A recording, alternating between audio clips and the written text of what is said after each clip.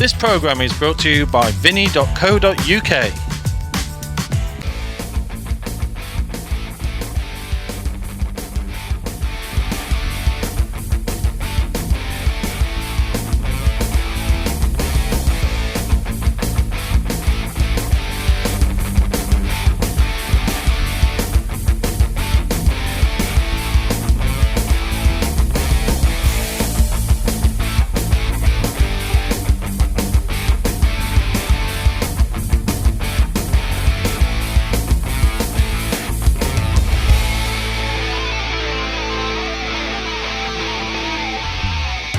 Welcome back to the Champions League pool here on Free Sports. It's the one you've all been waiting for. Simon, this game needs no build-up. We're going to give it one anyway. It is a matchup between two of the consensus Hall of Fame pool players, isn't it? Yeah, two of the greats to ever play this game, two of the biggest names. Anyone that's part of the pool will know everything there is to know about Chris Melling and Michael Hill. You know, Chris Melling is one of the greats. He really is. He plays all sorts of cue sports. He's played snooker, 9-ball, 8-ball, Chinese pool, and he's mastered them all. He is that good. Michael Hill's 6 times a world champion in this format of the game, which is just incredible. It really is a clash of the titans, and it's the match I think most of us that love pool have been looking forward to the most, and it really is fascinating to see how this one goes. And they actually got to follow what we saw in the first match, which was incredible. So over to you guys. Yeah, it's not an easy standard to try and follow, even for these two. Sean Story and Dave McNamara absolutely lighting it up in our first match of the night. Mick Hill very nearly getting that 8-ball in motion. It's going to end up a dry break, which when you consider that red at the top of the table is just about already in the machinery, it's quite remarkable, but come up dry. And this is something that happened quite a lot for Michael when he was in his group stage. I think he had one successful break. 1 in 9. As in made a ball the entire tournament, which is remarkable that he qualified out of the group that he did with that record. As we just see Chris, I think, play a shot there left-handed just to show us how he's feeling. I missed that if he did. About things tonight. It should be a cracker. Chris straight in amongst it. We should mention as well, we always get quite a few comments. We did after the group stage altercation, at least, that Michael Hill is as requested by the man himself, known to many, of course, in the pool world as Mick. Oh, would you believe that? Wow. Oh well. The magician has not pulled a rabbit out of the hat. He's pulled out something quite unplanned. Look at this. You can see from the overhead that the pot was tight, but for that to happen, it's amazing. It really is. It's an incredible mistake from Chris Melling to miss the pot, but he's very unfortunate for the 8-ball to go in. But I guess if you miss the pot and you get the balls flying around the table, then that is what can happen. And let's take another look at it. And wow. Well, we were just about to get into the frame, and Chris hands it over to Michael Hill straight away. Well, while the balls are being racked up, we can go over to Stephen Jameson, who's now just popped out to get a few words with our first match victor, Sean Story. Yeah, I certainly have. Well, Sean, crazy start to that match, but it was a crazy start to your match as well. Barely anything went wrong in that performance against Dave McNamara. How pleased are you to get the win?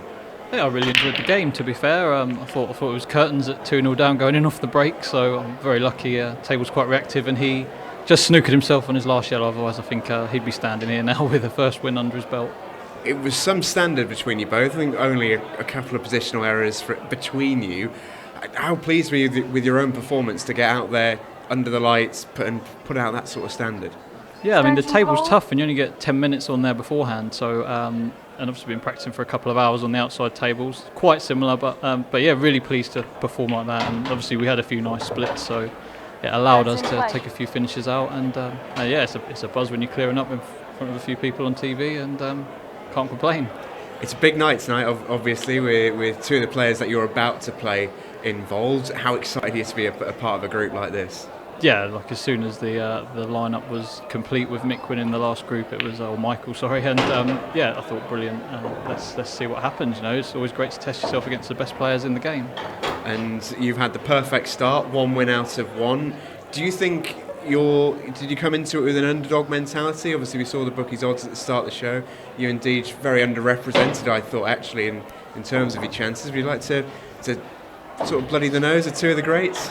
I fancy getting through, but I wouldn't be playing otherwise. But in this format, I think anybody can have a good day or a good break. As I say, I would have been 3-0 down there without having really done anything wrong. So that's what can happen in this format. So it's just, if I get chances, I'll try and take them, and that's happened pretty well so far. Best luck for the rest of the night. Thanks a lot, Steve. Back to you, Si. Great to hear from Sean, who's definitely feeling confident, quietly confident of making it through tonight. And why wouldn't he, with that performance in the first match of the night? As he said, didn't really make a mistake on half a positional error, and that's about it. As we rejoin this match, and following the mistake from Chris Melling, where he potted that 8-ball on his second shot, he's broken dry, and Michael has worked his way through this clearance really smoothly. His first shot actually may have gone unmissed, where he had to play a very delicate little cannon, which would have felt dangerous, especially with the 8-ball going in on the first frame. It was having to move the ball next to the 8-ball, but he did it perfectly and never out of position thereafter. Well, better come back for my interview, and Michael Hill's already taken the second frame of this one. He's not hanging about. There's a reason they call him the Machine. This is what the Magician conjured up, though. This is not what he wanted. Just took a glance off the yellow, didn't it? And that's what really affected the shot. What made him miss the pot, sent the reds flying off towards the other end of the table. Would you believe it? 8-ball down, first frame loss. This is what we're dealing with, though, when it comes to the Magician, Chris Melling. He's a two-time world champion, a two-time world master, Mosconi Cup MVP to boot, as well as a former professional snooker card holder. I think it was 2015 he held that pro card. Yeah. 9-ball world finalist, I think, as well. The accolades just go on and on between these two. Yeah, the list of titles for both of them, but yeah, with Chris, he's done it in multiple codes of the game. Foul break. And this isn't going to be just a foul break for the cue ball going in off. This is going to be a foul break where the balls have to be re-racked. It will be, we've seen this already tonight, it will be a choice for Chris Melling with the 4-point rule, and you can clearly see there only 3 balls going past the centre line of the table. No balls going in other than the cue ball, so the balls will be re-racked, and Chris will get the choice of whether to break or put Michael back in.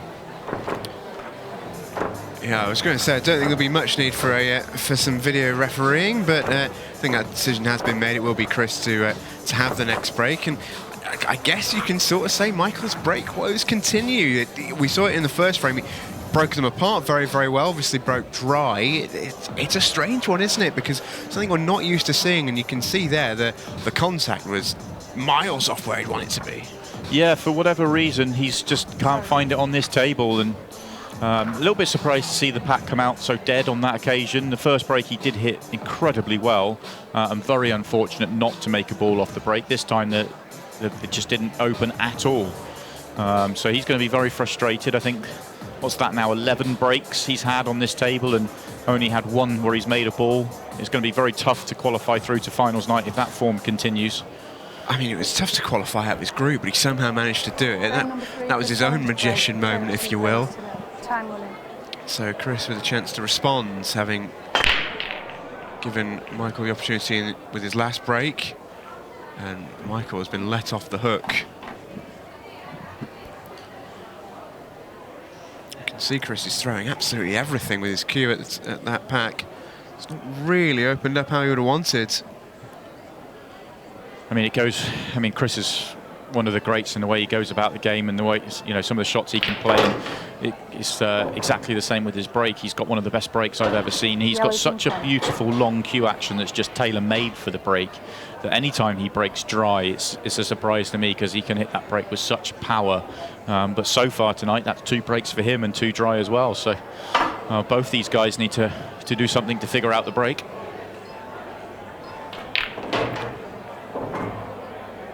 Perfect little nudge in terms of opening the balls up. I think it's opened up the 8-ball as well as the yellow. He just had a quick look to make sure it goes past the red. Does have a yellow to the top right corner. And then every ball does have a pocket. I think it's tight. Not sure if it even goes. Tough man to read, Michael Will. I'm not sure if that now goes. That's a very clever shot. But if it doesn't, then he's going to play to nudge it again, and that ball, he's on the one down the rail now where he could play into it again, but that might tie up the yellow next to it, or he could use the yellow next to it to go into it, but he wouldn't be able to do it from this shot. And you kind of want to do all your moving and your developing as early in the visit as possible, and then just map out the route. Should mention with the shot clock, it is 20 seconds. You get one extension a match, and it's when the cue ball is contacted. That's when the player needs to worry about the shot clock. It doesn't matter about the object ball or when the ball goes down the pocket. It's cue ball contact. Michael has been running it pretty fine, but this has taken some figuring out as this finish. Just judging by this, it looks like he's happy enough with the 8 balls to that bottom right corner. Well, I think he couldn't make his mind up, and I think on that previous shot he was actually playing to leave an angle on that yellow to just nudge into the red and then leave himself on one of these 2 at the top of the table. But now I think what he's trying to do is open up the centre pocket for the 8 ball, so he can screw down to the bottom right-hand part of the table and take the 8 ball into the middle. And that's such great thinking.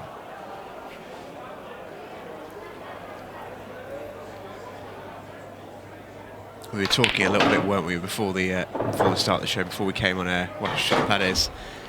Absolutely perfect on it. About how apt both of these players' nicknames are. When you talk about the magician, you talk about the machine.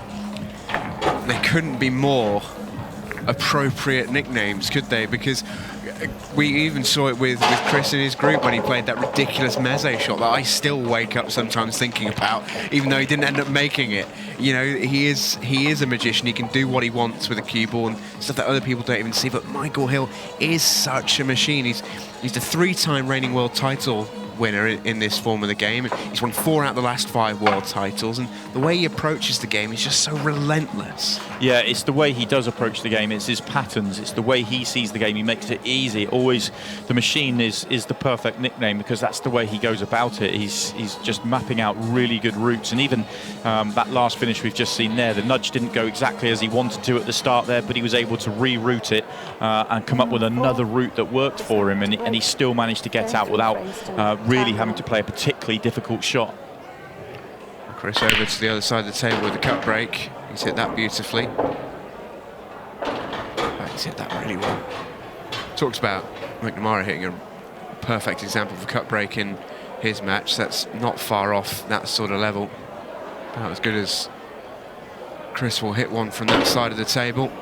And this is in a frame that he has to win. He's given himself a chance. 3-0 is it's a tough barrel to stare down, and the magician's got to do something of a Houdini to get a win out of this game at this stage, but he can only start by winning the frame on his break. He's got to hope that Michael will pass him up a chance in the next frame.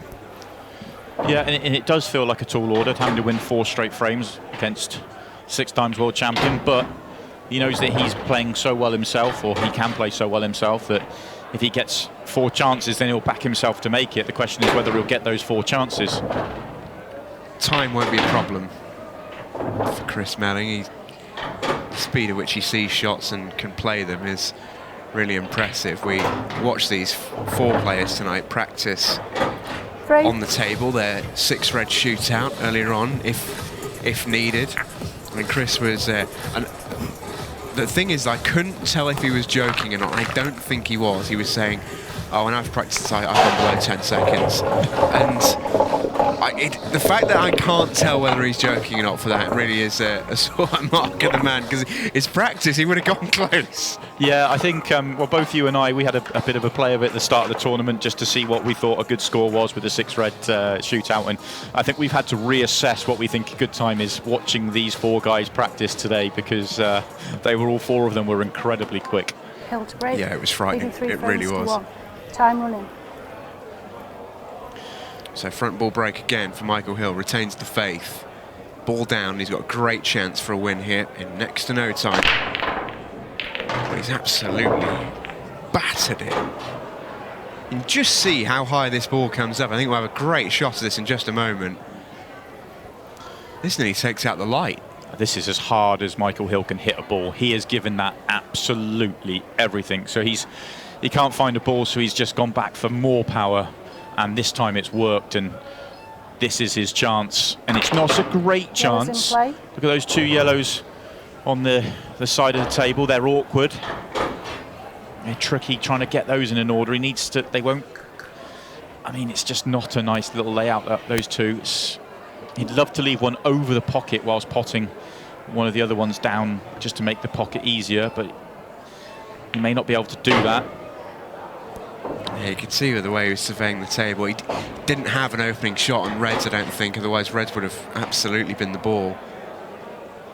And Chris will remain very interested through this clearance. Michael doesn't have an extension. This is as tough a clearance as it gets. Well, I'm going to say it's pretty unlucky, actually. I don't think it was the ball he was really playing for. He may have decided you could see him queuing up and he was looking at the one nearest the centre pocket, but the angle may not have quite been there to get to that ball, so probably felt he had to go for more power into the bottom one and try and make something happen. On this occasion, it hasn't. And now he's in no man's land, really. Not sure what he can do from here. I mean, crazy long plant, but that's, I mean, a 1 in 100 shot. I don't think there's a double on. I don't think there's a pocket available. I can't see a shot off a red. I mean, this is, yeah, he's gone for the long plant, hoping to leave one over the pocket and screw the cue ball to safety. And unfortunately for him, the two balls have come back together, so they haven't even done what he wanted them to do and stay open at the bottom. That was a tough finish. And even the great Michael Hill couldn't get it done. It's a great opening pot from Chris Melling. He knows a win on this frame, which you back him to make with no traffic for his Reds. 8-ball in the middle of nowhere. Plenty of homes for it. A win on this frame, take him to 3-2, and he'll have the break to square things up. When you play at Chris Melling's level, and you have the break, it's like a tennis player when they have the serve. They are thinking that, you know, it's in their mind they've won that frame.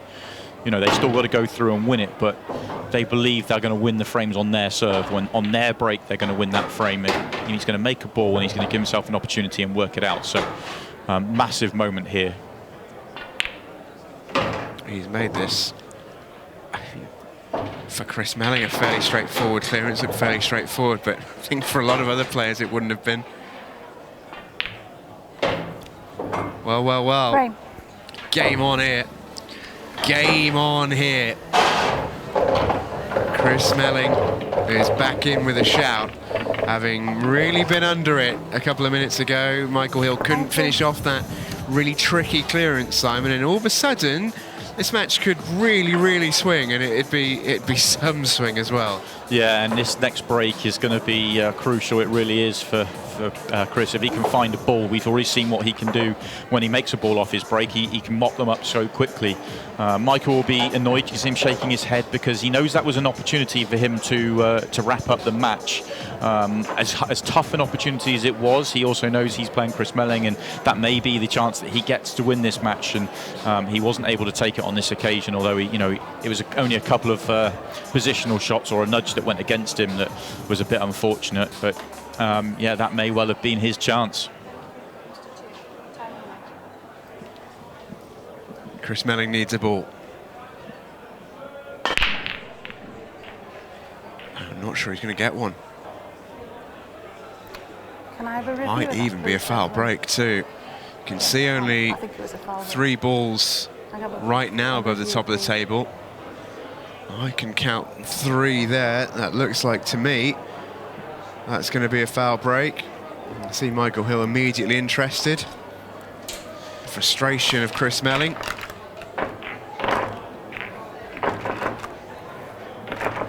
Yep, and such is the confidence of our referee. No need for a video review, and quite right too. That was another foul break.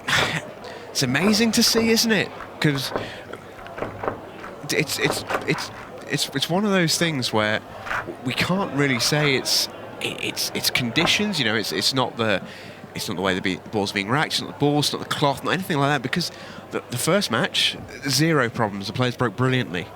Yeah, I Strange think one. what it is the 4-point rule is Leading 3 it's a frames new to rule 2. for Time. international 8-ball rules, and in most other versions of the game, it's a 2-point rule, or it's a version similar to a 2-point rule. What we've seen on free sports before is the 3-point rule. Oh, what a break this is! What a break from Michael. But just to finish off on the break, with international 8-ball rules, and for this competition, it is a 4-point rule, which just means there's even more emphasis on getting balls moving around the table, and we've seen a number of foul breaks in this competition. He's made a ball, Michael Hill, and he's got to make a ball here as well. Under some time pressure, and that's the shot which will open up this frame. Just. To play that after running around the table is an excellent read, and this now is there, you'd imagine, for Hill. This is still a tricky layout. Tough pot here into the centre. Now that's gone in. Okay, all the reds have a pocket. Problem I'm seeing here is that red nearest the 8-ball, unless you land perfect on that and be able to screw straight back to get back onto the 8-ball, it's going to be tricky to avoid the 8-ball and get back onto it. So that could well, assuming he leads that as his last ball, the position onto it is critical. I guess there's a lot of room at the bottom end of the table, so even if he left himself an angle where he was going into the 8-ball, he could probably play it with enough control to develop the 8-ball onto a pocket somewhere. It's not ideal, though. No, it needs some figuring out, that's for sure. You can see constantly playing under a pretty hefty amount of time pressure. Just wondering if he might use the angle he's got now to use it as his second to last ball. Yeah. So he needs an angle to be able to screw back. You can see where he's putting his hand. To me, if he's looking at where he wants to put the ball, that means he does have the angle he needs to be able to come back without flicking the 8-ball. Yeah, and he could comfortably. That was a lovely couple of shots to land there. There wasn't as much room as he's made it look. Yeah, it's something Michael Hill's made a career out of, isn't it? A very distinguished one at that, in making very, very difficult pool play look absolutely routine. And the machine takes the victory over the magician. A match that has been anticipated for weeks, has been hoped for weeks, has finally come to fruition, and it is Michael Hill who takes the victory over Chris Melling. Not too much in that one. There was a few errors off the break which made it a bit scrappy. That foul in the first frame from Chris Melling, he might look back on as the key moment in this one. But a top match, Simon. Yeah, no, it was a top match. You know, we look at the number of... We've still seen some good finishes from the break. We've seen that big mistake from Chris Melling in the first frame, which kind of set the tone and allowed Michael Hill to get himself in front. We did see Chris respond, but that was a surprising break from him in that last frame that allowed Michael to wrap up the match. So a very entertaining first match, or second match of the night, and intrigued to see how things unfold from here. Oh, it's all set up beautifully for the rest of the night, isn't it? Don't go anywhere. The next matches are live.